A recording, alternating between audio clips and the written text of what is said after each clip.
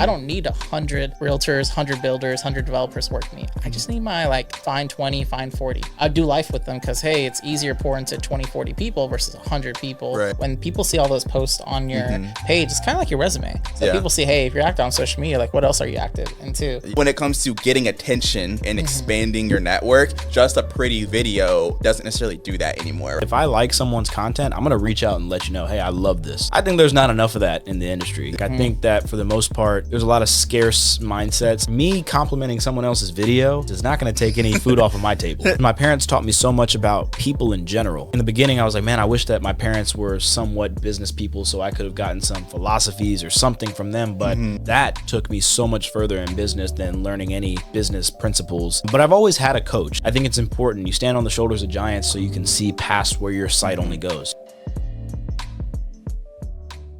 All right, y'all. Well, welcome to another episode of the Blueprint Podcast. This year, we are talking about faith, family, and real estate. And so we have an action-packed episode today. We have Kaleb Monroe in the house, Woo! The real estate guru of Houston, content creator.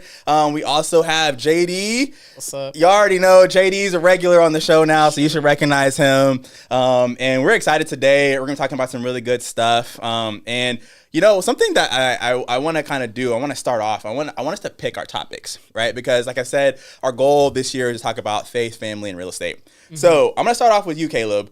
Which of those three do you want to start off with today? You want to start off with faith, family, or real estate? I think what's been most heavy on my heart, kind of like we talked about before, has been faith, especially end of last year, beginning of this year. I can talk about real estate for days, though. Okay, got it. Okay, so I'll start off with faith for you, and then JD, what topic do you want to talk about? Shoot, usually faith is always fun to talk about. Real estate is what I usually talk about, but I think I'm gonna feel family this time. Okay, cool. And I think I'm also gonna start off with family. There's some family things thrown around to me too. So that's the topic I'm gonna start off with. Obviously, we'll touch all three because all three of us kind of have our hands in each one of those pots. But that's what we'll start off with. So let's kick it off with you, Kaleb. Do a quick introduction. Who are you? Tell us, what you do, and then we'll get into the topic of faith with you. Absolutely. My name is Kaleb Monroe. I'm a 24-year-old team owner out of the Southeast Houston area. I have a team of 5 agents, 4 admin. I've been doing real estate since about January 2020. Timed it perfectly without really planning to time it that way. I was a knife salesman doing Cutco in high school, was in my first semester of college when I stumbled upon real estate. I finished my first semester while I was licensed and haven't necessarily looked back since. I've done hundreds and hundreds of transactions, helped many, many families, and now I'm just about elevating the people around me. Man, that's amazing, bro. And I love that there's so many entrepreneurial stories that started around the pandemic. And that was a hard time to start a business, right? It was interesting for sure. Yeah, so kudos to you for jumping in, at a young age and just absolutely crushing it. I definitely think that I'm not even gonna say rising star at this point. You're just straight up star. And I think a lot of people know your name. You're doing a great job just really building your brand in that respect. Something me and JD were impressed with when we were kind of interviewing for this podcast is just your humility. Like you said, you've done hundreds and hundreds of transactions, right? So, somebody who's done hundreds and hundreds of transactions, that's not a small feat, right? Yeah. So a lot of people get a big head, right? And they're kind of like, oh yeah, I'm that guy. And I think I just love your humility and then the approach to just content and how you build your business. So just want to give you your flowers really quick. And I appreciate that. Thank you so much. Absolutely. Okay, so why did you pick faith? What's stirring in your heart on that? Man, I think we talked about it briefly whenever we were going through that interview process. At the end of last year, so I kind of realized that, when we get into the business of real estate, for example, I'm going to tie it into real estate, we are uncomfortable. Generally speaking, no matter what it was you did before, even if it was another sales job, the industry of real estate is just so different. And so I was a brand new realtor. I had never owned a home before. I was 19 years old, living with my parents, so I didn't know what I was getting myself into, and I was very uncomfortable. And I spent a whole year learning and growing and just being forced to grow, right? My second year, I started flipping houses. So that was another new journey that I had nothing, backing me as far as knowledge on how to do it. So I was uncomfortable again. My third year, I started building a team. I started hiring people, bringing on agents. So it was just 3 years straight of just nothing but discomfort and growing through that discomfort. My fourth year, which was 2024, I kind of just coasted. I felt like I didn't really add anything new. I didn't really do anything different. Did very, very well for myself, made more than the year before, sold more than the year before, everything that we hoped for, right? But I didn't really exponentially grow, and I realized it was because of myself. I didn't necessarily push myself out of my comfort zone. I started feeling it around October, November timeframe when I was like, man, we've done good this year. And, my top 2 guys made 6 figures. I was so proud of them. And that was the first time they had done that. But I was like, man, I didn't really push the issue. I didn't really grow as exponentially as I'm used to, or be uncomfortable as I'm used to. And in that moment, I made a couple of big decisions in my life. I decided to hire another new salary member who's been awesome so far. Decided to move out of my parents' house.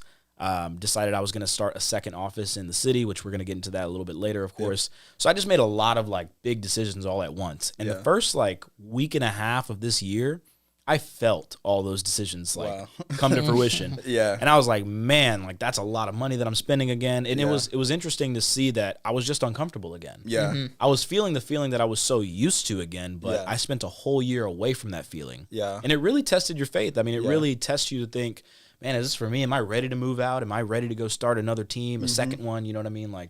It was a lot of interesting perspectives that I started to get. But man, I mean, I think that it tested my faith in a good way because it reminded me who I am. It reminded me who my creator is. It reminded me who I have behind me in my corner, Man, and that's good. It was so interesting, but you learn a lot about yourself in that time. Yeah, that's so good, man. And it's so funny that you say that because I was actually reading in scripture and I was looking here just to get the reference. I think it's Matthew 10:39, but it talks about, if he who saves his life will lose it. And he who loses his life will ultimately get it back, right? And so it's that concept of sacrifice and giving of yourself, relinquishing control, and what that gives you, right? And so I think that same thing for you. It was almost like you kind of created that same life losing scenario, right? Where you did it, so you didn't have to. Life didn't have to do it for you. You did it for yourself, but also at the same time, it now has an impact that you'll see in the future that will come back to you. And so I love how God guided you through that. Did you feel like at any point was it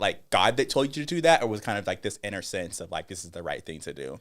I heard something in a book earlier today. It's funny that you asked that question. And it said, prayer is telephoning to God and intuition is God telephoning to you. And I feel like I didn't recognize that it was anything, spiritually happening to me in that moment. I just felt like it was something that and I'd never even planned on, of course I planned on moving out of my parents' house, right? But it wasn't in the cards. I didn't say I was going to do it by this day or this year. And all of a sudden it just felt like that was what I needed to do. I had woke up every year for the last 23 years and seen the same 4 walls. I needed a new set of walls to inspire me to do something else, you know, and moving out was just what spoke to me to do that. And then came the idea of starting a team downtown because everything, hundreds of sales that we've done have been really Southeast Houston. And we've done plenty of business in the city and around the city on the northwest side, west side, and so on and so forth. So it just made sense to show our clients that we had roots elsewhere. Man, that's good. I definitely want to come back to parts of that, you moving out, buying your own place or, investment property. So I want to come back to that. But JD. What's up? You said family. Okay, and you're actually, people can't see you have your hat on backwards, but you're wearing a very interesting hat right now. So I want you to flip that hat around, and if y'all can see, that says Dad Gang, which is interesting to me because, are you gonna be a dad or something, or what's going on with that? So we joined the Dad Gang. Yeah. So wifey's at 36 weeks. Okay. We're expecting a healthy baby boy pretty soon. So super excited. Man. Thank you, man. Yeah. So super excited and. Ready to live life as I was gonna say husband. I am a husband, but adding to my many titles is and a dad, so brother, all that fun stuff. So I'm oh, I'm a father. That's an F word. And I appreciate you. This is kind of the big reveal, right? Because you haven't really publicly said this. I know friends and family know, but the opportunity to just kind of yo, I'm gonna be a dad. How does it feel? Are you nervous? What's kind of been your emotions kind of going through all this journey? I know you've known for a while, so you might be at this point be comfortable with it, but yeah. So of course, all of the above, all the emotions, scared, excited, everything. But it became more real because through the process, it just hit me more and more each part of the way. At first, we saw the pregnancy test, so I saw that we're expecting. And my wife didn't really have a bump then, but then later on, she had the bump. So I saw it. Yeah. So I was oh, okay, something's growing. Yeah. Then later on, I felt it. And I'm oh, the baby's kicking. It's live. It's active. Oh, boy, we're ready. Then now we're at the point where baby's coming. Yeah. And we went through all the ultrasounds. We're seeing all the images. And we're just counting down days. And every now and then I'll be like poking the belly. I'm like, you ready? Yeah. 36 weeks. You want to come early? Come on. Yeah, I love that. So it's interesting, you know, I help out this organization called Cool Dad, right? And our mission is really creating community for dads and really kind of being creating a space for mentors and mentees. So the space for the seasoned dad to pass his knowledge down to the young dads. So I want to share a clip of this with that group. So what I want to ask you is, what's like one of the biggest questions you have being a young dad, or one of the biggest concerns that you have? You're like, yo, if there was some dad that could just put their arm around me and just guide me through this, like what are some of the questions that are in your mind? Shit, I would ask, what was your biggest regret? Or if you had to redo the first, let's say, 24 months of your baby's life, what would you do differently? Yeah, okay. That way I could just learn from their mistakes. Because, hey, with what we do, it's so much easier having a mentor or coach, learn from them and progress faster. And again, there's no such thing as perfect parenting, you know, but we got to do our best. So, and of course, being a believer myself, I'm like, so how did you best lead your family? Or what are ways that you did well that worked? And what are ways that I should probably figure out with myself and work on before going through it? Because, hey, there's a lot of stuff. And I'm like, there's so much you can Google, but like Google doesn't have all the answers. Right. So I'm like, hey, personal experience, just tell me. Just tell me what's the real. I'm like, should I check on my wife more often? Should I check on the baby? Should I what?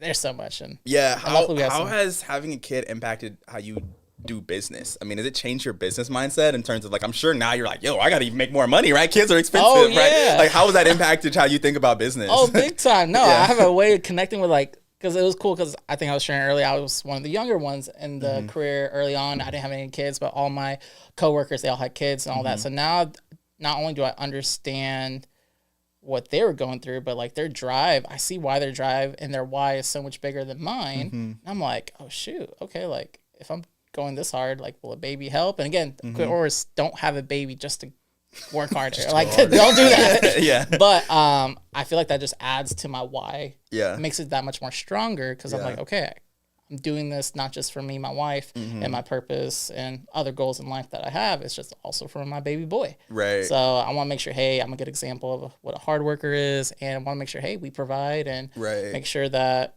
we just do our job as men of the household. So. Yeah, that's good, man. That's good. Something that, I wanted to pick family as kind of my lead out for this episode as well, because really cool opportunity. Got to help my parents buy their first investment property. Nice.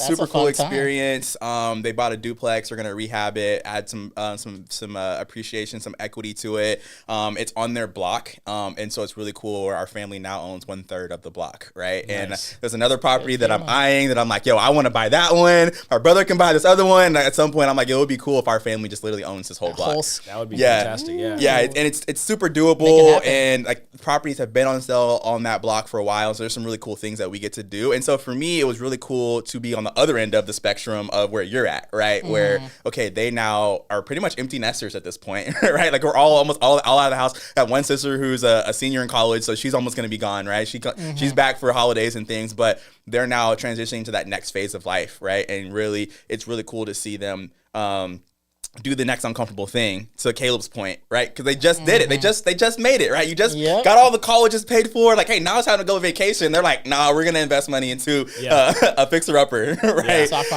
And so I'm like, man, like I love that. And so I want to give them kudos. And it was really fun to be able to be their realtor and go through that process with them. And so that's something that I think is like, oh, let's keep doing that. And I want to really encourage more people to like, hey, like, if you're helping friends and family, or you're helping, other people, like you need to really look at how are you helping your family? What are you doing? And so the thing that God has for me is to build an arc for my family, right? And so that arc is education. That arc is like real estate physically, but it's also just creating a space where we can have safety and be able to grow and establish more of our family. And so that's something that's really important to me. So we'll come back to that. But Kaleb, family is obviously important to you, right? Like you said, like, hey, just making that decision to move out of your parents' house, like how has family impacted how you move in business, right? And it's kind of, what are the thought processes you have on that front? Yeah, me and two good friends of mine had like this battle cry that we always talk about, saying done by 30. It's not the idea that we want to be financially capable to be able to retire by the time that we are 30. And I think, just a step further from that, what it's been really on the inside for all of us has been trying to retire our parents by the time that we're 30. I mean, so I've like thought about many, many things, paying my parents' house off. My dad is a shuttle driver at a hotel. Mm-hmm. I've said, man, what would be cool if my dad was just to like drive with me around and I could just take calls and text people in the car, you know what I mean? Yeah. And we get to spend so much more time together. So like, I think it affects me in a big way. I think about them all the time, especially because we were the house, I don't know about you guys, we were the house that like all the friends would come to, all the cousins, all the extra people. So my parents, you know, they had me and my 2 sisters, but they were feeding like triple the amount of people, you know what I mean? So like they, throughout their careers, may have made whatever amount of money, but never really got the fair share of that money because they were feeding way more than they signed up for with the kids that they had, you know? Yeah. So like my goal has been to really just give back as much as possible. And I think it's funny because I have many good friends whose parents might have been in business before them, not even just real estate, but just business in general. And I think that, you know, I've always like in the beginning, I was like, man, I wish that my parents were somewhat business people so I could have gotten some philosophies or something from them. But the reality is my parents taught me so much about people in general. And that took me so much further in business than learning any financial situations or just business principles. You know, just trying to learn how to talk to people, teach people. They have like a love first, ask questions later mentality. And I think that that's what I've adapted in my life. Yeah, that's really good. And I'm sure that's helped you with your team chemistry, right? Sure. In terms of, you know, having a successful team in real estate is hard, right? Being able to keep a group of people together on mission. Everyone's still a separate business. And how do you like keep them together on pace? So I'm sure that's really helped a lot in terms of what you learned from your parents. 100%. Yeah. It's a little family, you know what I mean? And I know that, I mean, I had a team, you know, I've always had a team for the past 2.5, 3 years, but I started it the wrong way at first. You know, I think I started it with the idea that, hey, me and you can be cool in an office together for a couple hours a day and we can tolerate each other and then maybe we go to happy hour later on. Yeah. But the reality is like nowadays, the agents that are with me on the team, even down to my admin that are on the team, it's all about like what they want out of like life or this career, or what do they want past just selling homes to clients, you know, and that fills my bucket a lot more to know that I'm kind of helping them fulfill those dreams or destinies because everybody has a different reason. Not everybody wants to make $1 million a year and drive the nice car and so on and so forth. A lot of people want to be able to provide for their family, for their kiddos and things like that. And to know that I can be one little blip in their journey to be able to like kind of elevate to them to the right path, that means the world to me. Yeah, that's awesome. So, I mean, you had relatively quick success, right? I mean, 29. You said you were 19, started 24 now. 24. Yeah. Okay, so started a team within like the first year, right? So, I mean, buying investment properties. I mean, it really happened quickly for you, right? I think is a blessing. Praise God for that. Have you ever struggled with like imposter syndrome or kind of feeling like, man, like, is this supposed to be me? You know what I mean? Or are you like, yo, like I did the work. This is just the light. You know what I mean? Like, what was kind of your process there? That's a good question. I really think that I was moving too fast to ever even think about that. You know what I mean? Like I was just the type of person, I had people praising for my success. I started at KW and, you know, KW, if you know anything about them, is super great about celebrating their people. Yeah. And it's weird. I remember like being in my second year, I was starting to bring on like admin staff and things like that. And I was doing great and buying properties and the whole 9 yards. And I remember thinking, man, this isn't anything yet, but I'm being praised at every single team meeting. Like I'm selling X amount of homes a month. And everybody was like saying I was doing so great. But I was like, man, like this doesn't feel like anything. So I don't know if that like directly answers the imposter syndrome, but it was definitely a feeling of like, man, y'all ain't seen nothing yet, you know, but not in a way that was like, started. You know, I'm only getting started. I'm just getting warmed up is what I always used to say. And that's what I still say. Like what we do now is impressive, but it ain't shit. It ain't nothing compared to what is coming. You know what I mean? Yeah. I love it. Did you ever get any like coaching or anything along the way, or was it kind of like you just kind of self-taught? Yeah, no, I think I kind of collect mentors. You know what I mean? I think everybody has something to bring to the table. So I've been a very curious guy my whole life. So I always ask and ask and ask for different perspectives. But yeah, I mean, just like official coaching. My second year, I hired a life coach, Colton Trout. He's still a coach now, and him and I mean, he helped me grow as a person to the whole degree of that statement. And later on, I started Tom Ferry coaching. I'm still a part of Tom Ferry coaching. There's many, many benefits to that. But I've always had a coach, and I think I always will, to be honest with you. Yeah. No matter if it's real estate that I stick to for the rest of my life or other business ventures, I think it's important. You stand on the shoulders of giants so you can see past where your sight only goes. You know what I mean? Yeah, love that. I want to come back to your Tom Ferry experience. But JD, I know you're big on coaching as well. Kind of what's been your experience? How has coaching really helped you elevate kind of your business?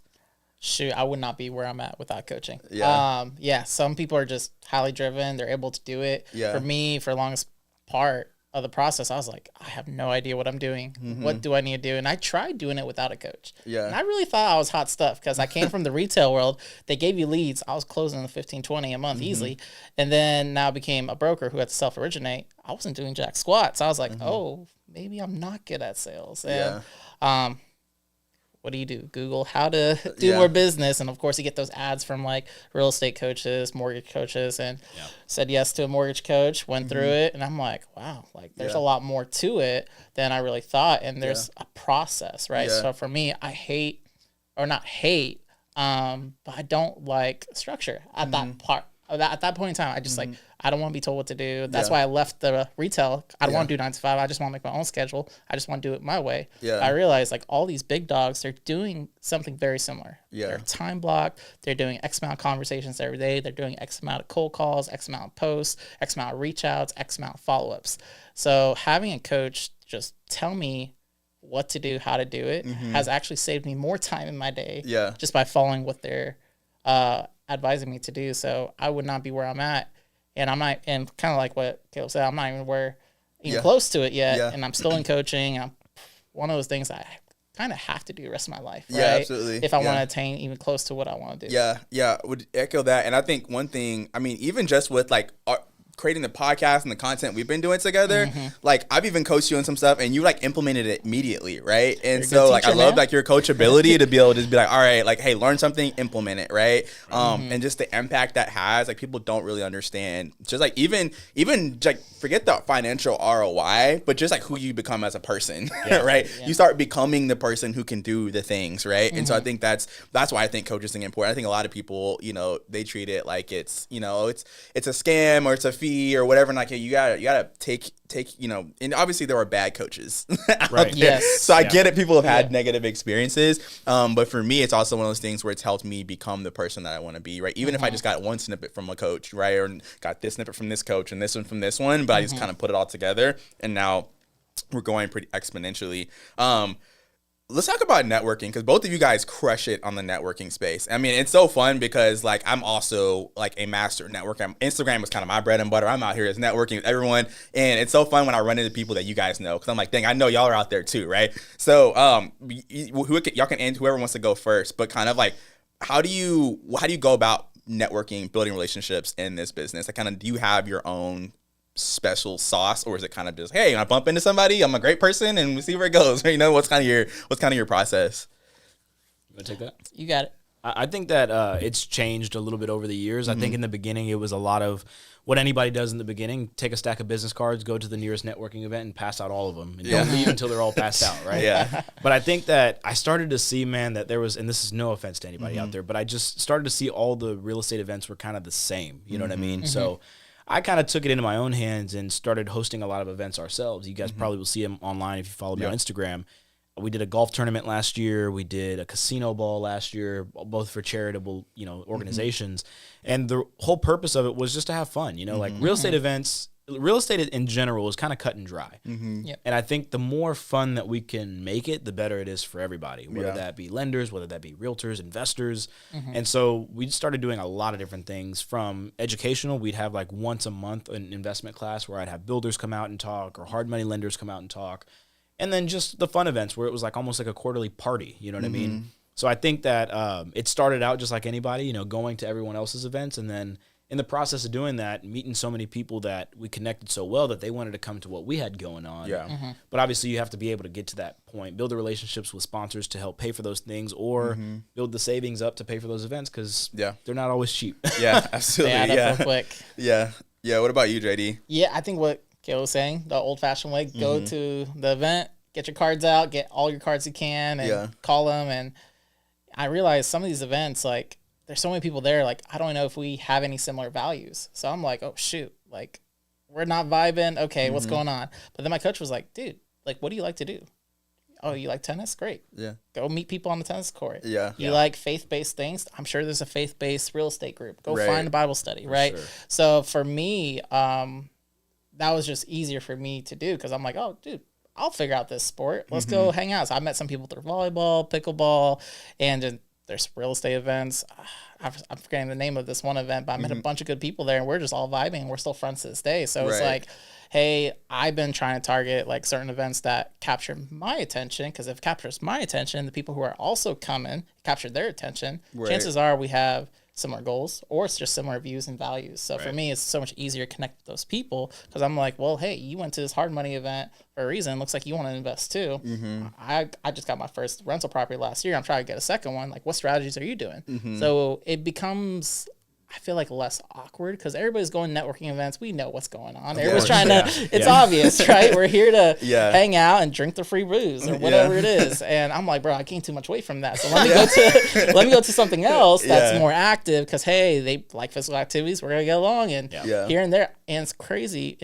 Like, I've been tracking like my business last year. Like, a lot of my business are from the networking events that were more fun. And some of them weren't even real estate related, which is pretty cool. That's awesome. Your vibe attracts your tribe. You know what I mean? Exactly. Like, whatever vibe that you put out there, there's something to be said on that note about like social media networking. I've been kind of known to, if I like someone's content, I'm going to reach out and let you know, hey, I love this. Like, this is awesome. And I think there's not enough of that in the industry. You know what I mean? Like, I think that for the most part, there's a lot of scarce mindsets in really any industry, right? But in business in general, but real estate especially. Yeah. I think about it like this, man. Houston is the 4th largest metro city in the U.S., yet we're like the cheapest major city in Texas.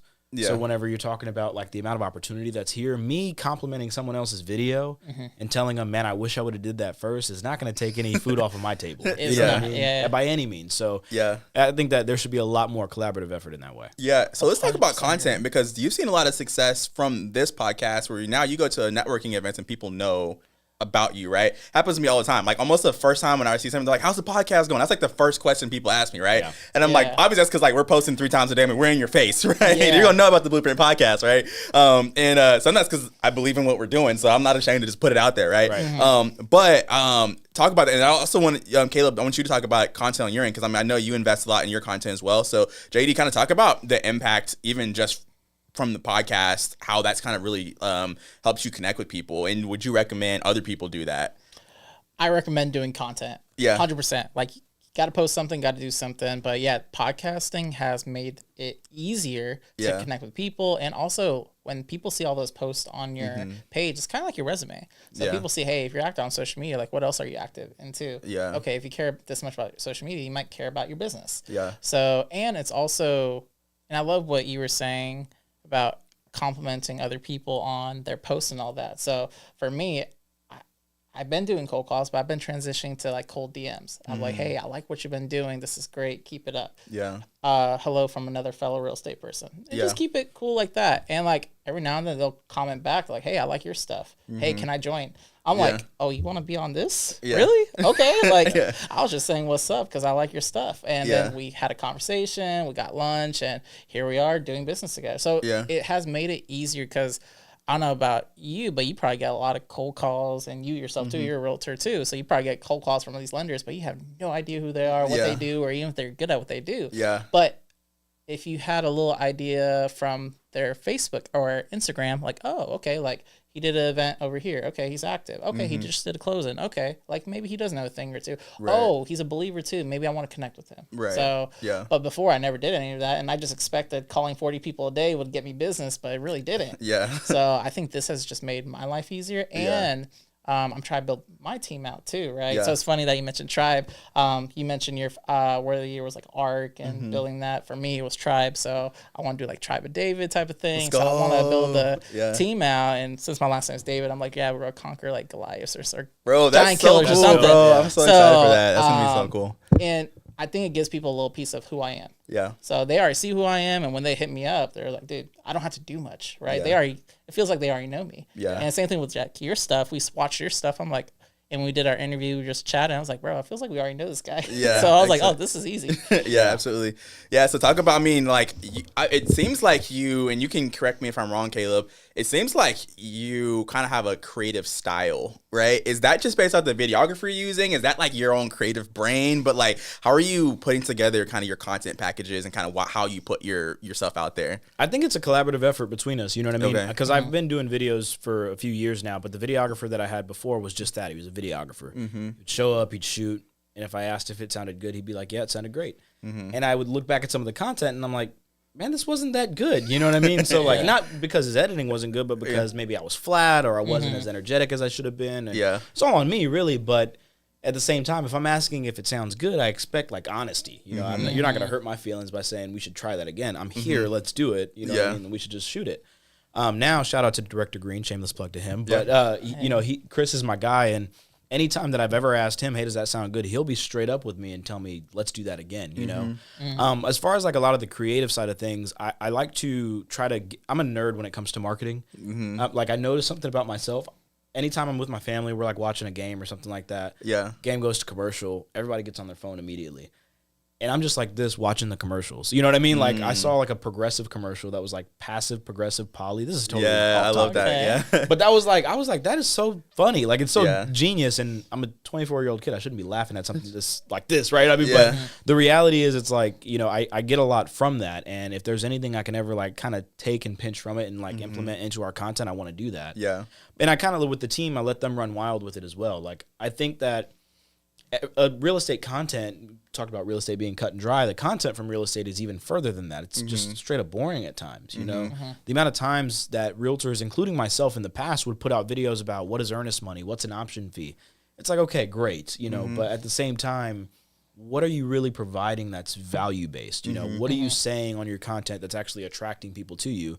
And telling them about option and earnest fees is not necessarily the thing that's going to get people in your DM saying, "Ooh, please teach me how to submit that." You know what I mean? Like, so with us, like our content is just a little bit different. I like to think that it's somewhat funny. I like to think that we're a little bit different. And we started doing like a content series called Rude Realtor a couple years ago, where we'd kind of go in and metaphorically just tear the house apart. You know what I mean? We'd kind of talk crap about it to a certain degree. But we weren't like doing it in a harmful way to the listing. We were more doing it where it was like a spoof of like an actual listing tour, where we'd go through houses and say crazy stuff like cocaine white cabinets, or I'd jump in pools in suits, or I did a listing tour in a pimp suit one time for Halloween.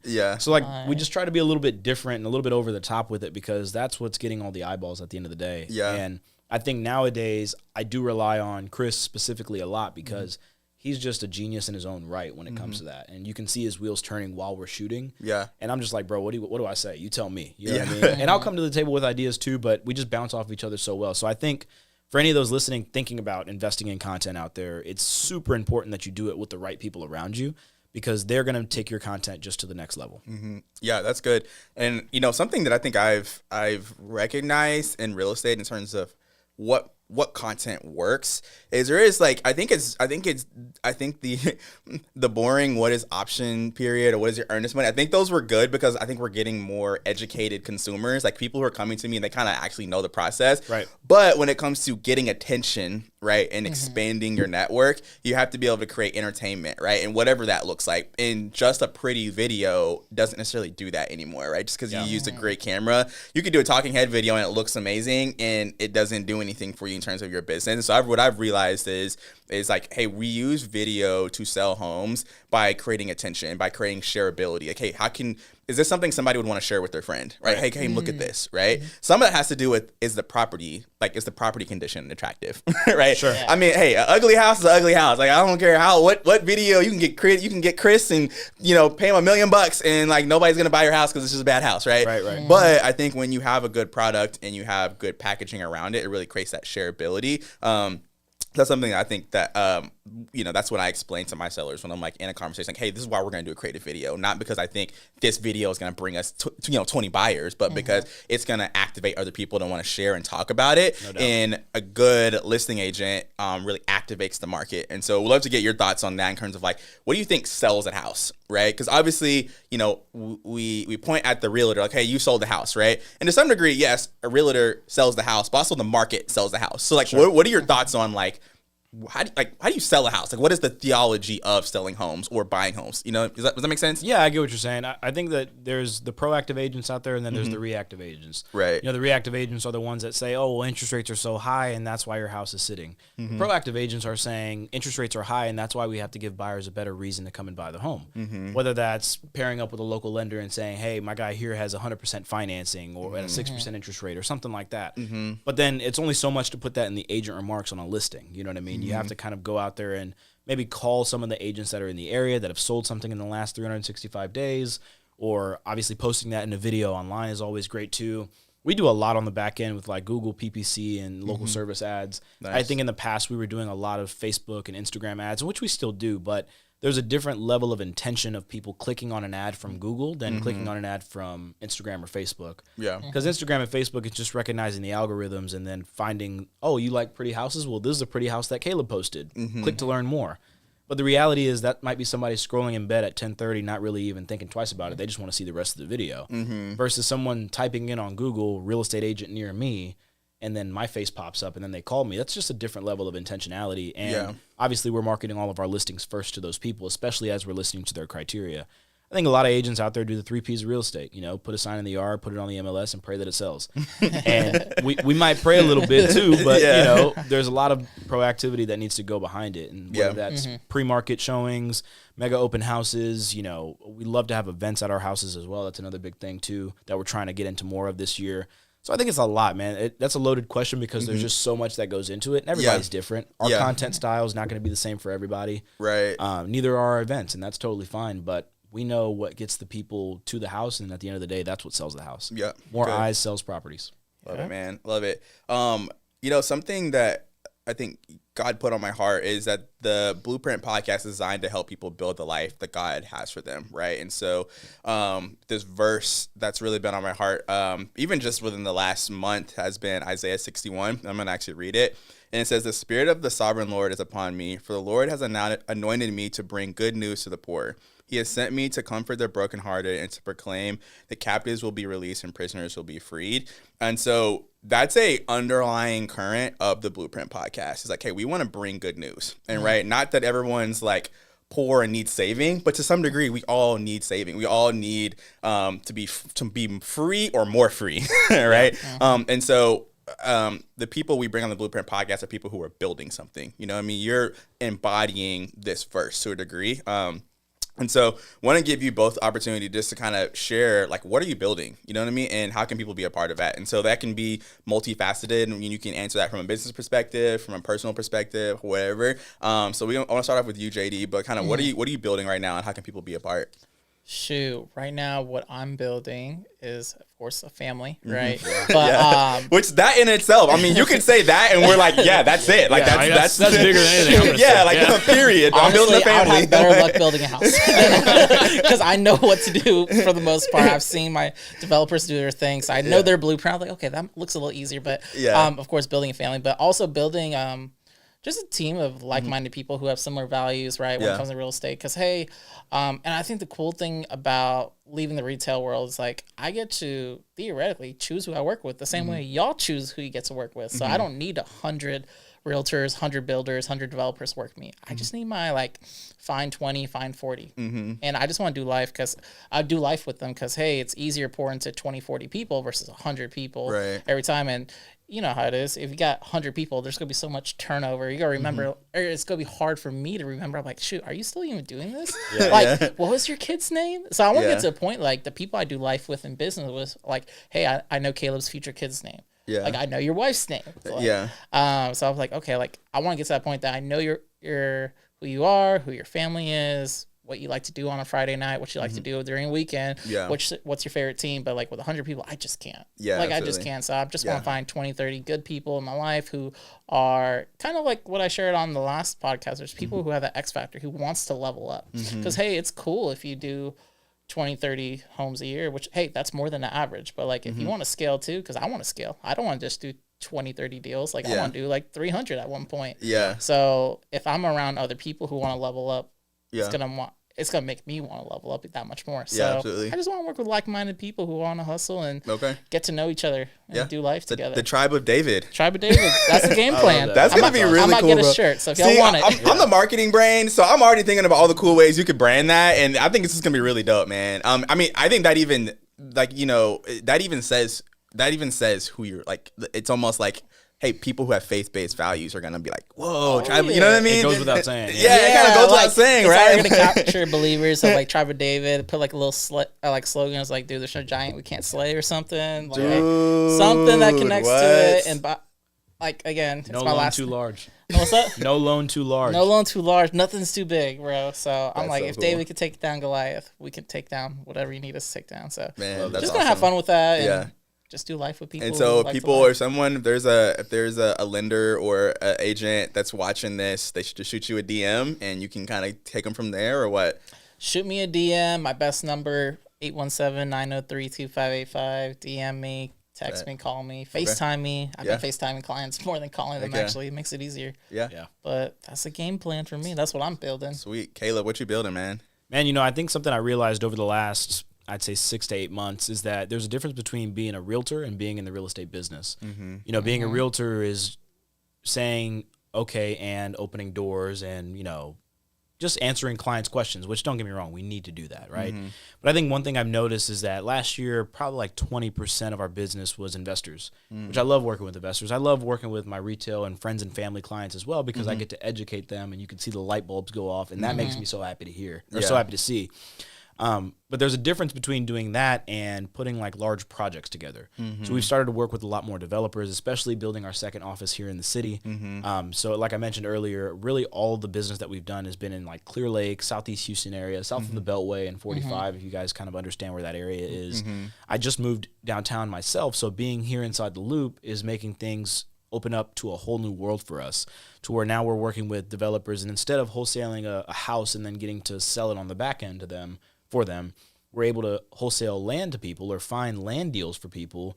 And then instead of just getting one listing on the back end, getting 5 or 6 listings on the back end. And for us, it's more about kind of doing, like kind of JD's point, doing more with less people. You know what I mean? It's not that I want less clients. Of course, we want to sell homes to everybody. Right. At the end of the day, it's about the quality over quantity, though. And I think that I've seen so many of my peers and great business people in their own right build these beautiful businesses around only having a handful of clients, but that handful of clients is doing an exponential amount of business. So if there's 2 things that I would say, like, to narrow all that point down, it's the second office in the city. I have intentionally not hired anybody in the last 2 years just because I wanted to grow the people that were in business with me already, and I think that I've gotten to that point. And at the same time, now I want to grow the business in general. And I can only stretch my people so thin. You know what I mean? So I think now I'm more on the side of, okay, well, how wide can we go without losing our culture, without losing what matters to us as a team, without losing our attention, knowing that I know all my friends, or my agents, I call them my friends, right? My agents' significant others and their life stories and so on and so forth. And the second thing would be the development clients. I think that there's, and this is no shot to anybody out there, but there's a lot of underserviced clients out there when it comes to the development space. There's beautiful, beautiful developments being created and just straight up not being marketed the way that they should be marketed, you know? And I think that we do too good of content and too good of a marketing package to just be listing houses in the burbs.